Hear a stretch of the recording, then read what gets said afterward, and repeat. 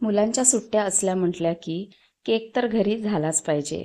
अजून मुलांच्या शाळा सुरू होणे आहे, तर त्यासाठी आज रवा केक बनवून घेतला आहे. अगदी मऊ घरगुती पद्धतीने आणि घरच्या साहित्यांमध्ये केकसाठी जे लागणारं असतं ते अगदी घरच्या घरी बनवून घेतलेलं आहे.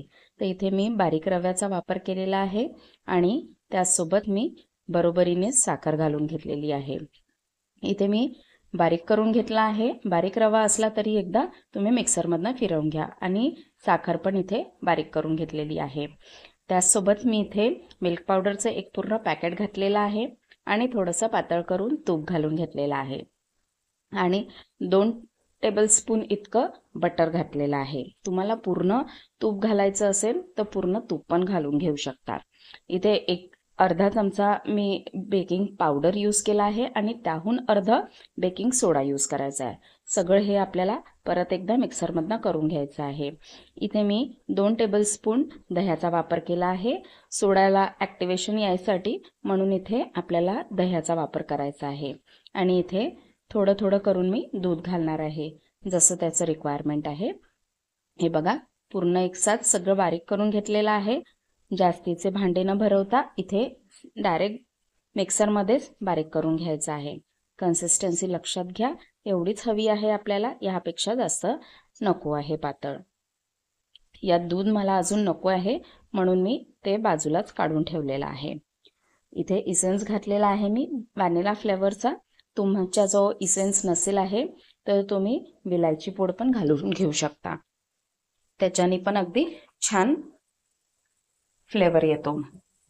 इथे आता कट अँड फोल्ड करून हे असं मिक्स करून घ्यायचं आहे. जास्ती आपल्याला यापेक्षा जास्त काही फेटून घ्यायचं नाही आहे. बघा, मी इथे कढई ठेवलेली आहे प्रीहीट करायला. जसं ओव्हन आपण प्रीहीट करतो, कढईला पण प्रीहीट करायचं आहे आणि याला बटर पेपर लावून घेणार आहे. जे पण कंटेनर तुम्ही यूज करणार आहे त्याला बटर पेपर लावून घ्या. बटर पेपर नसेल तर साध्या तुम्ही ग्रीस करून त्याच्यावर पिठी भुरकवा आणि ते छान व्यवस्थित ग्रीस करून घ्या. बघा, आता इथे पूर्ण घालून घेते आहे मी बॅटर. बॅटरची कन्सिस्टन्सी लक्षात घ्या, एवढीच हवी आहे आपल्याला.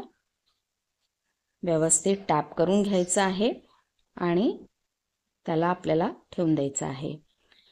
अगदी सुरुवातीला थोडंसं मध्यम याच्यात करायचं आहे आणि मग लोमध्ये करायचं आहे. असं टॅप करून घ्या म्हणजे एअर बबल्स कुठले असतील आहे तर निघून जातील आहे. आणि हे बघा, ही टिप आहे, अशी बस तुम्ही सुरी फिरवून घ्या जेणेकरून वरून फुलला तरी क्रॅक जाणार नाही. अगदी सम त्या लेवलमध्ये अगदी त्याला फुलेल आहे. बघा, आता प्रीहीट झालेली आहे. त्यात आता व्यवस्थित ठेवून घ्यायचं आहे आणि बघा, हे दिसत आहे. मी इथे चाकू टाकून बघून घेतलेलं होतं शिजलं की नाही आणि 5 मिनटं अजून थोडा वेळ ठेवून घेतलेला आहे. इथे 35 मिनिटात माझा केक झालेला होता, पण तरी मी 5 मिनटं अजून ठेवून घेतलं. 40 मिनटं पूर्ण केलेली आहे. बघा, व्यवस्थित छान स्पंज आलेला आहे आणि खूप छान असा टेक्स्चर पण आलेला आहे. खूप सुंदर रंग आलेला आहे. बघा, मी तुम्हाला मागून पण दाखवते. छान असा रंग आलेला आहे आणि जाळी पण आलेली आहे.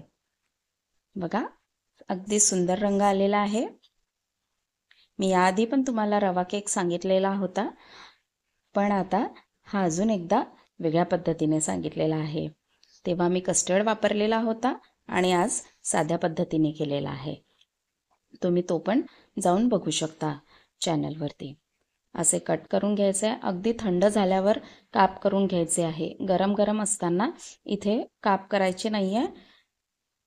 थंड झाल्यावर काप केले की अगदी व्यवस्थित छान शार्प असे कट्स पडतात. नाहीतर त्याला असं व्यवस्थित कापल्या जात नाही. बघा, सुरीने बघा किती व्यवस्थित जाळी आलेली आहे, कुठेही बसलेला नाही आहे आणि सगळीकडे अगदी छान रंग आलेला आहे.